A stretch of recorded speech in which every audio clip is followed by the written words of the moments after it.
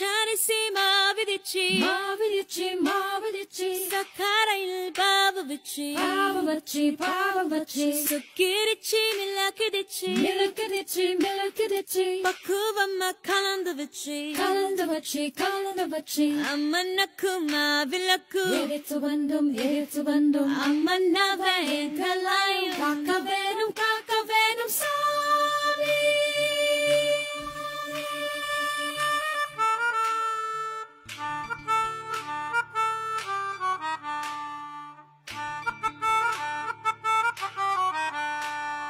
மதுரமரி குழந்து வாசம்